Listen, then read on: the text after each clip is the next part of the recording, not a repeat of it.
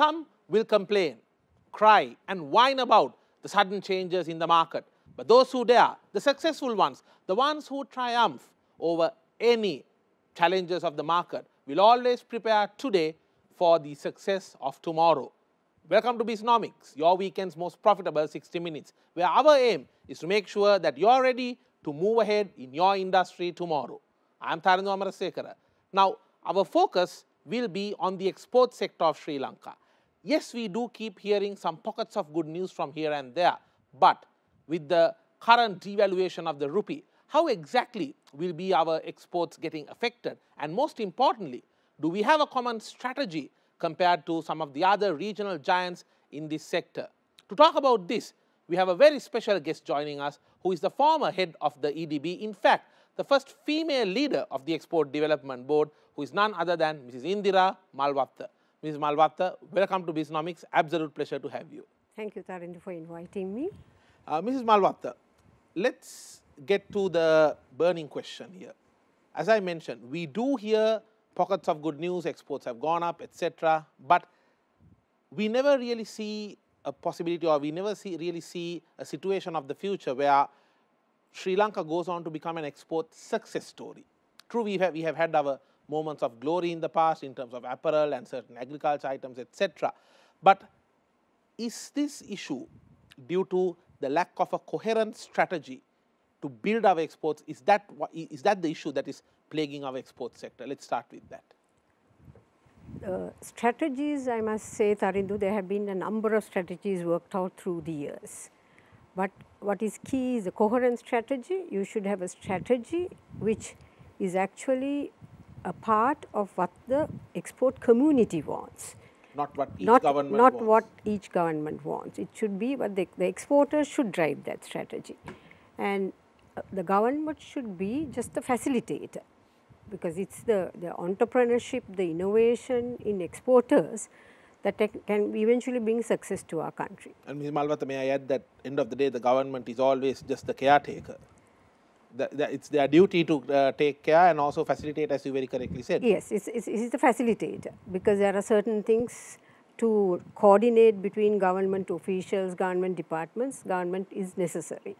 So the ideas, the decisions, the new policy ideas, all that should come from the export sector. They are very well experienced, very travelled people. They know what's happening in other countries. They know what their competitors are getting over what Sri Lankan exporters get. They know what is happening in all the markets. So it is key that whatever you do, a strategy has to be worked out with the private sector.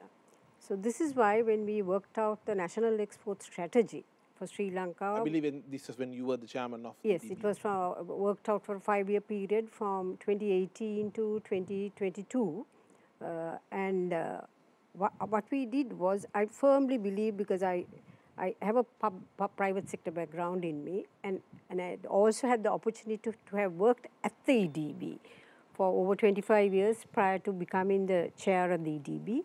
So I firmly believe that we have to trust the exporters, be with them and work with the different sectors, because you can't have one strategy across the board. There are certain things that can be across the board, but there will be specific strategies for each of the sectors, whether they are products or services. So in this case, how we did was, we had deep consultations with a number of stakeholders, large, small, medium, and from the north to the south, east to the west, all the chambers, associations, we all got together and we discussed as to how we can propel our exports to reach a 28 billion by 2025. So that was the target. And for this, we had the consultations going on for over a 1.5 period. There is sometimes people wonder as to why we took so long to get the strategy out. But we firmly believe that to get a proper strategy, that we had to consult everybody. And it's not only the exporters, but we also consulted some of the political forces, because we wanted a strategy which will be firm for Sri Lanka for at least 5-year period. It should not have changed with changes in government, and because this was a political strategy. Correct. Done by the exporters, not done by government. Government was there to facilitate. That should be the way forward as well, as you very correctly said. Now, we do see the talk of the rise of exports in the recent times. I believe some of the months they have recorded an all-time high in terms of the export revenue, which is indeed a good sign for any economy. But the little spoken about fact, from my understanding as well, is that most of our exports actually require a lot of imports. So, like most of the it can be raw material. If you take, for example, the apparel sector, can be raw material, can be equipment, can be sometimes even the software systems we know that are actually being brought from outside, Mrs. Malwatte. So, is this not one of the key reasons why we are having so much of an import-export imbalance, which is stubbornly refusing to improve in our favor? Trade means, Tarindu, it has to be both imports and exports. It can't be give and take. It can't be a one-sided operation. And especially being a small country, we have a limited market. So therefore, we have to actually plug into the global value chain. Correct. And on the other hand, we cannot have everything produced in our country. Everything cannot be manufactured at competitive prices. There are certain things where we have a price advantage if we import those components from outside.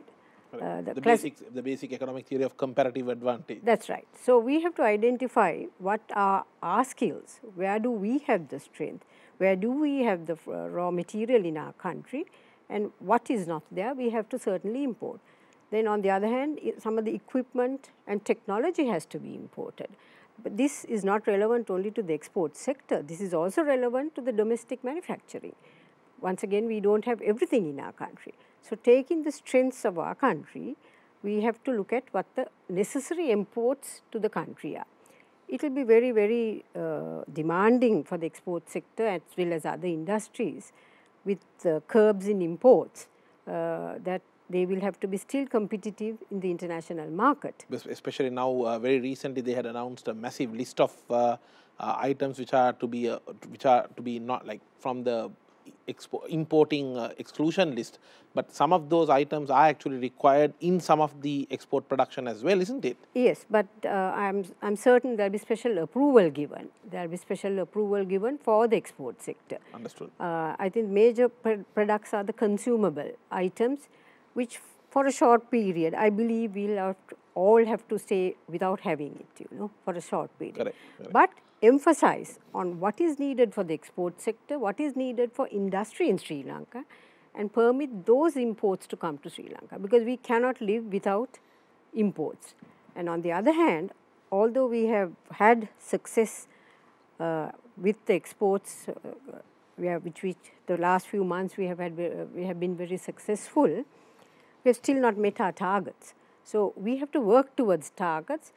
Don't be complacent that we have achieved certain amounts. But the world outside is moving much faster. They are moving much faster. And I wouldn't imagine it's only the pandemic. It's all have faced the pandemic. Correct. So we have to look at it differently. And in fact, even the national export strategy, I think you will have to look at it and see what the post-pandemic changes that have to be done to the national export strategy. Are you personally happy with the level of value addition we do in this country? Because that has been a common complaint even regarding our production of exports, that where is the value addition? How come we are too happy exporting even some of the commodities at a very raw material level instead of value addition? Do you think we are falling behind in the value addition game? We have certainly fallen behind, but there are, I think, a number of entrepreneurs who have very well identified it and who are working towards getting more value-added products into Sri Lanka. Now, for example, let's look at the apparel sector as an example. Though we think the apparel sector is, has been there existing for some time. Now, they are looking at backward integration. Now, look at the fabric park that is being done at Iravur. That is in order to have more value-added products from Sri Lanka. And I think even the apparel sector has moved from the normal shirt-skirt operation towards more high-value items which are being exported, like the lingerie, sportswear, that kind of thing we are exporting. Understood. So we are very well aware that we have to do value addition to our products, but then we also have to have ease of doing the business. Because now, for example, one of the sectors that has a lot of potential is the electronic and electrical sector. Now, in that, there are a number of products that have to be brought in for value addition in Sri Lanka, Correct. which again, as I mentioned before, we don't manufacture in Sri Lanka. Then I think for value addition, the key is R&D. The research and development funds, the government spends is minimal. A few companies, you find them having gone into research and development and doing new products. For example, for seat belts, the monitors that are done in Sri Lanka. So there is a lot of research and development, but not adequate enough to go long way to go for value-added products. Ms. Malwatte, before we head in for the first break, I want to know your thoughts on the impact on our exports from the current Russian military operation in Ukraine, because Russia is a key export market. Apart from being a key tourism market, it's a key export market from our teas to spices. I mean, hundreds of millions of dollars of tea and spices are being sent to Russia alone. How do you see the impact of this? Yeah, now the Russian-Ukraine war, I would see it bigger than the products that are being exported from Sri Lanka, because oil and gas are going to be affected. So you see a barrel of oil which must have, right now when we are talking, I'm sure it must be over $150. Correct. So this will have an impact not only to the Russian and Ukraine market, but this will have an impact on all the exports from Sri Lanka, because we are importer of both products of oil and gas. Correct. And as you very correctly said, tea is the largest thing that goes into Ukraine and both Russia. And I also want to add that at this point of time as we speak, there's a lot of shipping lines which are not going to the ports of Moscow, or rather the ports of Russia, and there are lots of banking system issues because they are being cut off from the SWIFT and so many international banking systems. Yeah, and now even for the exports that were already done to Russia and Ukraine, correct. How to get the money people, exporters are very concerned as to how do we get the money now. Besides, looking at new exports, and new exports they'll get because the banks are not dealing with. There is a global financial issue on Russia and Ukraine, and then our banks cannot do the documentation that is necessary. So all this will actually have an effect. And I also see the confectionery. It's very interesting because Ukraine and Russia, 1/4 of the wheat of the world is produced in those countries. Correct. And it will affect our confectionery industries, which is one of the most successful export stories besides apparel, where we have export to over 150 countries. Understood. So it's not only the tea that everybody is talking of. Then we also have pneumatic tires. We have activated carbon. We have a fair number of products which go into those countries. And if the EU and the US stops international trading with these two countries, then Sri Lanka gets affected badly. Correct. And as you said, the logistics and the shipping will be prohibitive. Correct. There will be surcharges on some of the shipping and logistics. So all that put together, the production costs, the pricing is going to get affected. One can't really stop thinking that every time there is an international issue of such political nature, is always a key export market of Sri Lanka that gets affected. I mean, talk of Libya, talk of Iraq, talk of Iran, and now talk of Russia. Yeah, and because we are very dependent on tea for those two countries, right? Correct, correct. Very dependent on tea. And actually, to Russia, it's a success story. It's not only the bulk tea. We do the packeted teas also to Russia. Correct, correct. Absolutely. Yeah. So that is a value-added product that goes from Sri Lanka to Russia. We'll come back to you on more details on that, Ms. Malwatte. Stay tuned. We will be back after this short break. This is Bisnomics.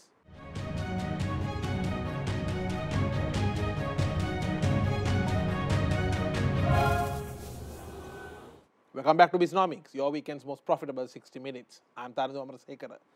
Our focus today is on the export sector of Sri Lanka. What do we need to get right to make sure it goes on and moves on from being just a good news of 1 or 2 months into being an overall success story that we can all be proud of? And we are in conversation on this topic with a very special individual. In fact, the first female chairman of the Export Development Board of Sri Lanka, Mrs. Indira Malwatte.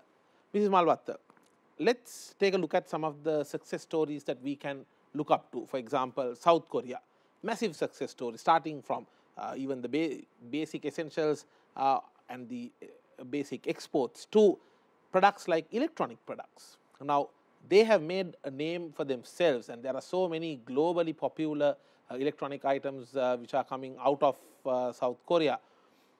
Have we as a country failed to move beyond the traditional exports such as apparel and agriculture products, which were the hit in 1970s and 80s, and while the world has moved towards electronic items and this digital life, we are lagging behind it? Is that not a case of we being over-reliant on the traditional exports and not moving beyond that? Yeah, you look at the South Korean experience. They started off with some very interesting products way back in the 1960s, which was seaweeds, fish, tungsten ore, Correct. which are basic raw materials. Then by it came to the 70s, they had moved on to apparel and seafood in manufactured form, and a very interesting item as wigs, hair wigs. So they moved on from that, and when it came to the 90s, they were on the electrical, electronic, Correct. shipbuilding, more sophisticated value-added products done in Korea. And the electronic products is definitely a cycle that Sri Lanka badly missed out on, isn't it? I think we can agree on that. Yes, but I think that's something that we have to pick up on if Correct. we have to go forward. Not too late now? Not too late, but a lot of commitment by government is absolutely necessary, because a good example is electrical and electronic products is one of the key items identified in the National Export Strategy, considering the importance for the country. And there are lots of bottlenecks, regulatory bottlenecks, policy issues that have to be resolved if we are to overcome and get on to a higher level. And I think there has to be leadership given into whatever that is new products that have to be done. The private sector will do all the new research and development, and they have the entrepreneurship to do new products. But ease of doing business is absolutely necessary. It frustrates the exporters, it frustrates industrialists. When you have to clear items, you have to go from pillar to post. Now all those things have to be done, and when you talk of the electrical and electronic components, even to do a little R&D for a sample, you have to have it coming in very fast. Correct. And the turnover should be in 3 days. It should get back to our buyer, and the buyer has to approve that and then go into the mass production. But if we are keeping those samples at a government department for over 3 weeks to 4 weeks to clear it, not knowing under which HS code it should be cleared or what duty components it attracts, all that frustrates the person, and the buyer is not waiting for Sri Lanka. The buyer is not waiting for Sri Lanka. And most of these countries which are successful in exports, we see them having like a one-stop window through which they could get all these things cleared and discussed. But I don't think our exporters have that advantage. We have worked towards it, and I'm sure it will be a matter of time that they will have this single window clearance done in Sri Lanka too. Understood. And that will actually motivate the exporters. How did you go about, as the former chairman of the EDB, how did you go about empowering the private sector exporters? Because we saw, especially during your time, the Export Development Board working very closely with the private sector, giving them that due recognition, not seeing them as just another business party and trying to see the government body to be like the almighty, like the controller and the ruler. We saw the EDB and the private sector working very closely, hand in hand. How did you go about, and what was your thinking there?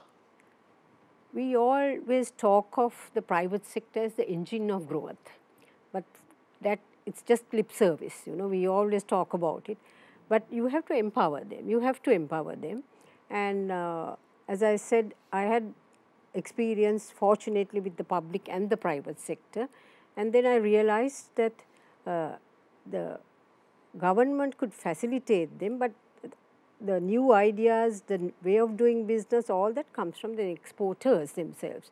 So I felt that a public-private partnership would actually result in everybody working towards one objective of Sri Lanka's exports rising by 2025 to 28 billion. So therefore, in whatever I did, I got the private sector to be partners with the government officials. And I also realized by doing that, the government officials were highly motivated. We have excellent officers. It's just that you have to motivate them. and say and just show them how the private sector works and what deadlines mean, all that. And then you make a very happy partnership with both. We held the World Export Development Forum in Sri Lanka for the first time, and we had over 750 participants coming, and we worked hand in hand with the public-private partnership program, where we got in each of the committees we had there was a public sector official and a private sector official sitting together, and EDB became a home for the private sector. They could just walk into the EDB, they felt at home. They didn't feel the EDB then as a typical government department. Understood. They had a private sector mentality in their work. Ms. Malwatte, the tag or the title Made in Sri Lanka, do you think it carries enough weight in terms of reputation out there?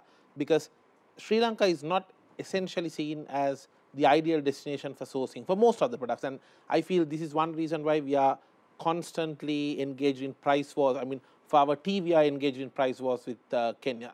For apparel, we are having massive price pressure from countries like Bangladesh, Vietnam, and so on. Yes, understood the labor conditions are different and so on, but when a destination has a reputation for quality, somewhat of these price pressures and the pressures of a price war tend to get mitigated, according to my basic economic understanding. Do we as a nation face an issue of reputation as a quality sourcing destination? Quality is synonymous with any product or service that should be exported out of Sri Lanka, because once again we are not the only player in the market. So high quality, continuing that, sustaining that quality is extremely important for any of the products. So this is why now, if you even more recent, now when you think of Ceylon tea is known internationally as a quality product with the Lion logo. Correct. The Ceylon spices were promoted using the same Lion logo, but we made it Ceylon spices made in Sri Lanka. So that there was, and anyone who was to get this quality logo had to go through from the manufacturing process to the growing process a check. So with this we had Ceylon cinnamon coming in, because otherwise we had so much competition for Ceylon cinnamon with cassia in the international market. Correct. Which is not even as healthy as the Ceylon cinnamon. As the Ceylon cinnamon. So we wanted to differentiate the Ceylon cinnamon, the true cinnamon, from the cassia that is in the market. So the Ceylon cinnamon logo was done, and we have about 15 companies who now carry this logo. And more recently, the geographical indications Correct. for cinnamon, which is, I'm very proud that EDB through a period of 9 years did it, and we have managed to get the first GI for the country. Ms. Malwatte, if you can also explain what exactly is a GI? It's geographical indications. Now, for example, you take champagne. Champagne comes from a particular region in France. Correct. It is the growing conditions of the grapes, it's the growing the weather, all that soil, put into it, that you make champagne. Correct. So similarly, for example, in Sri Lanka, the Ceylon tea comes from certain areas. Correct. So you can actually give geographical indications to Ceylon tea that comes from Dimbulla, it comes from Nuwara, it comes from deep down in Ruhuna. Correct. Because there are different characteristics in these teas because of the weather conditions. The flavors are different. Everything is different. So similarly, this is why we wanted for Ceylon cinnamon, because we didn't want any other country to be able to get the variety of Ceylon cinnamon, because that is the one that is most fetched out for in the international market. And that is why we got this GI. It's not an easy process, because you have to monitor all the growers, you have to monitor their manufacturing, you have to certify all of them in order to get it into the GI system. So I'm extremely proud that Sri Lanka has this, but we have a number of other products which we can go in with GI. You take the pineapple of Sri Lanka, it has unique characteristics. Correct. The BRICS levels are so high. Much loved by Tony Gregg as well when he was alive and visited Sri Lanka. Because anyone who tastes the Sri Lankan pineapple will never want to eat any other pineapple other than as a table fruit. Correct. Yeah. So like similarly, there is the Dumbura mats of Sri Lanka, because it comes from the Dumbura area. So you can actually have GIs, it's costly and it's time taking, Yes, but it's but worth then it. it's a unique product. Correct. And then you are able to differentiate your product internationally. Yes. That this is something very unique and no one else can take over that. Ms. Malwatte, I believe when it comes to export promotion, the foreign missions of Sri Lanka also have a massive role to play. End of the day, they are the key representative body of a government in those foreign markets. Do you see the foreign service missions of Sri Lanka doing their part in these key markets to promote the exports, Sri Lankan exports into those countries? Yeah, where there are the professional diplomats, I must say they work extremely well for the economic development of the country, because all of them, prior to even when their postings are given, they have an extensive session with a number of government departments. They have been having it with the Export Development Board, and we identify certain sectors which can be promoted in those markets, and there are targets also given. Targets given that within this period of time we have to achieve this kind of exports from Sri Lanka. Wherever there is a commercial officer, it has been far more successful because their mind is on commerce only. Correct. Because an ambassador or a high commission has so many other activities that they have to get involved in. Right. So the commercial officers are trained to look at what the market research, undertake the market research in those countries, meet buyers, organize the programs, do the B2B meetings, and they have successfully done lots of programs. But again, the Sri Lankan parties also have to be proactive. Correct, I mean, you can't expect the embassy or the high commission to bring the business to you. Yeah. You must be able to tell them these are the new products that have come out. This is the kind of market that I'm looking at. These are the buyers that I have looked at, and they should be able to then tap on the doors of those buyers and try to see whether we could promote our products in those countries. Moving forward with exports, the trio of crises, energy, fuel, dollars, what impact will this have on the export sector? Let's talk about that on the other side of this short break. This is Bisnomics.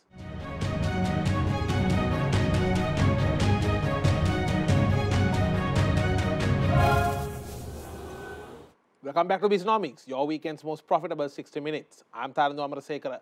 Our focus is on the export sector of Sri Lanka. The way forward, what we need to do, what we need to get right in order to make sure that we become a success story in global exports. And our special guest today is none other than Mrs. Indira Malwatte, former chairman of the Export Development Board.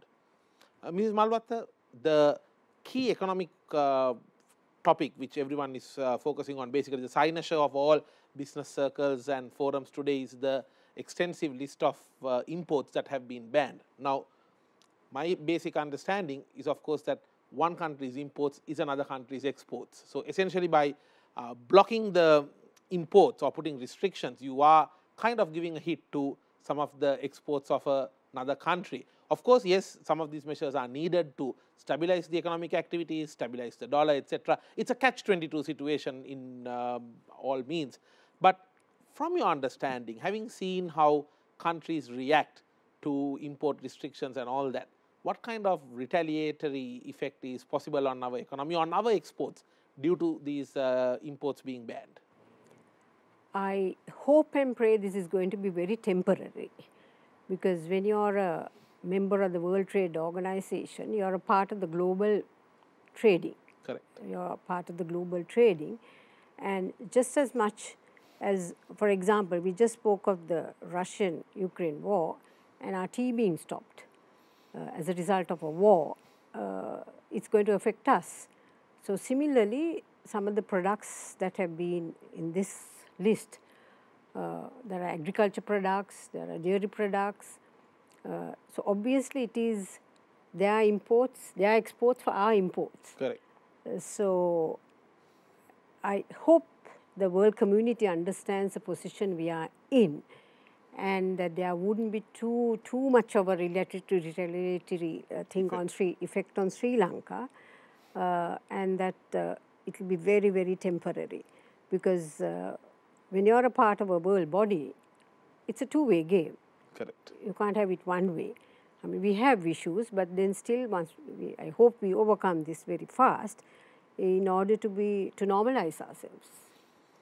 Let's talk about service exports. We always tend to talk about exports in terms of physical goods, but services, I believe Sri Lanka, especially as a smaller destination, we have a lot to offer. And when we look at some of the others, even smaller nations like Singapore, they are a service sector export success story by all means. What more can we do to penetrate the global service exports market, Mrs. Malwatte, and especially from a Sri Lankan context, where do you see the pockets of opportunity for Sri Lanka?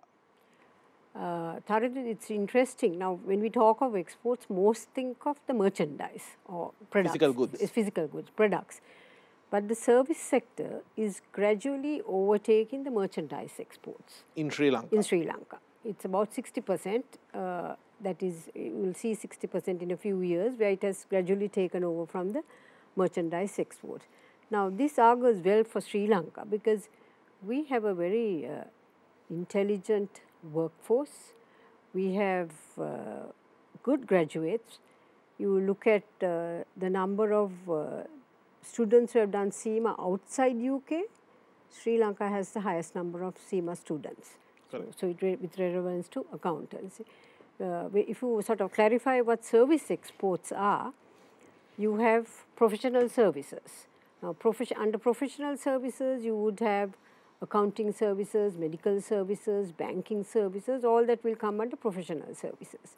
And some of them can be home-based, where you don't have to actually get into an office or cross trade barriers, face barriers, all that, cross borders, because it will be in your home base doing this kind of professional services.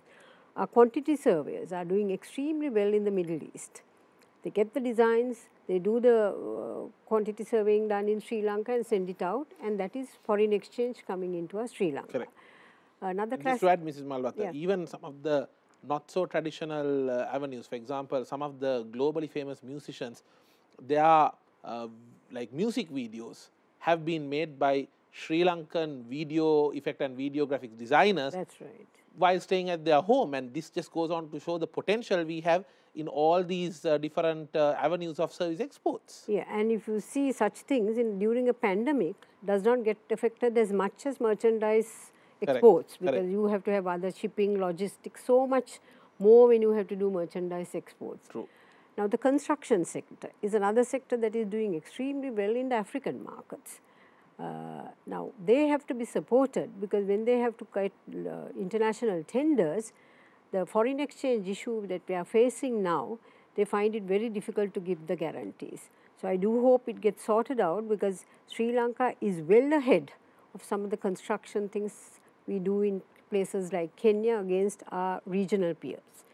Then hydropower. Mini hydropower is something, again, service sector which we are doing in the African countries. So, all these are sectors which are not spoken of much.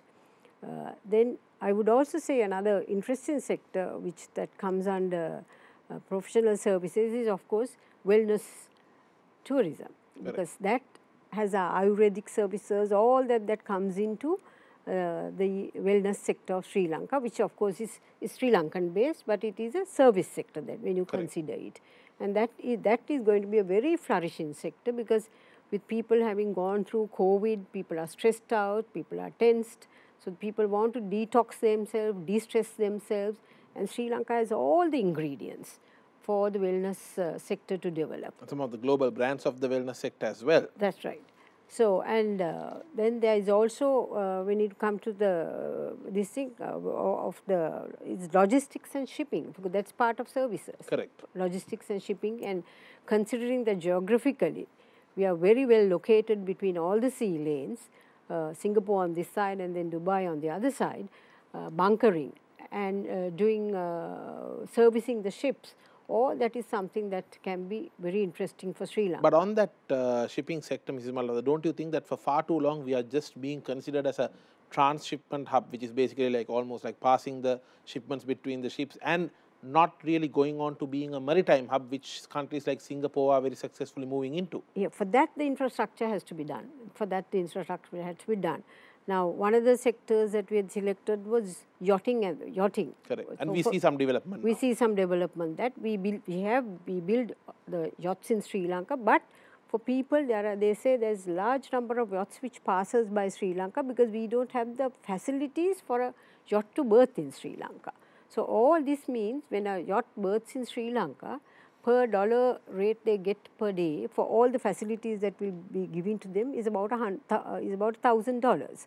So if you can encourage that, and I do hope, because now with the port city coming up, there are marinas coming up. Already there is a marina that has been set up. That has been set up. So hopefully we will be on our way to actually doing very well in our service exports. And being a part of the action. Ms. Malwatte, on a final note, and I would like to deliberate a little bit more on detail on this one, the triple crisis that seems to be crippling our export sector, the fuel crisis, the energy crisis, and the dollar crisis. Yeah. How are these affecting the exporters? And do we see an issue where the government is really not prioritizing the export sector enough in terms of supporting them during this time? Because I personally attended one of the press conferences that were recently called by multiple different exporters associations. The apparel sector was represented, the tea, logistics, all these sectors were represented, and what they were actually saying was that they keep approaching the government on this matter, but they are not getting a proper answer or a plan. They are always getting the word, oh, this issue will be over by next week and so on. But right now, what they are saying is that they are unable to start some of their vehicles because of the lack of fuel. The vehicles are stuck in the fuel lines. And some of the machinery, some of the equipment, you can't run them on generators. You need proper power. And amidst all these, you still have the issue of being unable to open LCs for certain imports for their production. And while we are having the trouble of all these problems, Kenya and maybe Vietnam, India, so many other competing export markets are waiting to grab the opportunities that are coming this way. What do you see as a way out of this, and what's the impact of this? Where you still communicate a lot with the export sector, we all know that. What are the main concerns that they are having, especially with these three crises? There's a high degree of uncertainty among the exporters. But I'm very glad that all the chambers and associations for the very first time got together. The press conference, I think, that you said you attended, and was able to present their case. And I'm not sure whether it's as a result of that or what, or the numerous times that they have been, not this particular one, but they have been pressing the government to have a realistic exchange rate, because that is creating a lot of chaos among the exporters. Now you take even their raw material for production. They cannot place orders and get the raw material in time because they cannot open a LC, and then it has a ripple effect. Because when you can't get your raw materials for production on time, that gets your shipments delayed. And very rightly said, the buyer will give a little time for you, but they are not going to stay ever and ever for a Sri Lankan product, unless it's an absolutely unique product from Sri Lanka, which is not available from any part of the world. And some of these products, for example, tea, are quite time bound, isn't it? If you don't get it to the market by a certain date, they will not want it. Yes, and say even the perishables, perishables, the fruit and vegetable, all that, it's all with the timeline that you have to get across to the market. So the raw materials is going to be a major issue, and then the cost of the raw material will be very pricey. So therefore your cost of production goes up and your cost of the product goes up. Then you lose confidence in the buyers, and it's very easy to lose a buyer, Tarindu, but to gain a buyer, to get back the buyer, is extremely tough. I'll give you a classic example that happened to Sri Lanka. As a result of this, the issue that Sri Lanka had some time ago on glyphosate, where for the Japanese market, one of the chemicals or fertilizers they wanted was glyphosate on the tea, and we had a ban on that, and we completely lost the market, and it took us a number of years to regain the Japanese market. So it's very easy to lose a market overnight, And we are not the only kid on the block, you know. There are so many other countries having And similar so many products. new kids on the block as well. No, so many new kids on the block, and having similar products, having more competitive products, and who will make use of this opportunity to enter a market that Sri Lanka was already in. And ma'am, already the exporters at this event, at this conference, they were saying that already some of these markets are spreading the news, don't go with your Sri Lankan supplier because they are having these issues, you might not be able to get it on time, why don't you try with us? I would imagine, because we would do the same thing, you know, we would do the same thing. If we knew there was an issue in a particular country and we had a competitive product or a service, we would promote it the same way and talk of the virtues of our product against another product which cannot be supplied from another country due to other issues. It's unfortunate, but that happens. That is international trade. Then you look at the shipping and the logistics. I know some of the tea exporters find it difficult, especially from the small holders, to get their tea across to the factories because of the fuel issue. And similarly, the shipping costs, the logistic costs, all that will attribute towards costs escalating for the export market. So I think the sooner everybody gets together and sort this issue out for our country, for the economic development for the country and for sustaining ourselves, that would be best. As the first, and on a final note, I would like to ask this, as the first female chairman of the EDB, how was that experience? And there's a lot of young women out there, a lot of female leaders out there who would look to your advice and wisdom. What is your message to the current female leaders and the budding future female leaders, Mrs. Malwatte? How would you advise them to go on and be your own brand of leadership? I think you have to be very professional in what you do, take pride in what you do, and also be passionate in what you do. Because if you have those 3 P's, not the normal marketing P's that you're used to, but if you have those 3 P's. So pride, passion, and professionalism. Because if you take pride in what you do, you do your best to achieve your goals and objectives. And then if you are doing it with a passion, and that passion has to go down to your staff, because it's not you alone who can make a success of a body. It is your staff, it is a team. I always believe in teamwork. So it's your team that makes it a success. So that passion should go down to your staff, and you have to give a key message to your staff. And it should be one message so that everybody works towards achieving the objectives that you have set for yourself. And I think as a leader, you have to relentlessly pursue those objectives, monitor them, see that it's implemented. Because you can have strategies, you can have plans, but unless it's implemented and it is monitored, you could never see success. And I don't think being a woman is something that ever sort of dissuaded me from doing anything. If you're professional, you're an equal partner. Mrs. Indira Malwatte, absolute pleasure to have had you on the show today as our special guest, and we wish you good luck, while also thanking you for all the good work you have done for the export sector of this country, and while also thanking you for continuing to support the exporters in whatever capacity you are able to.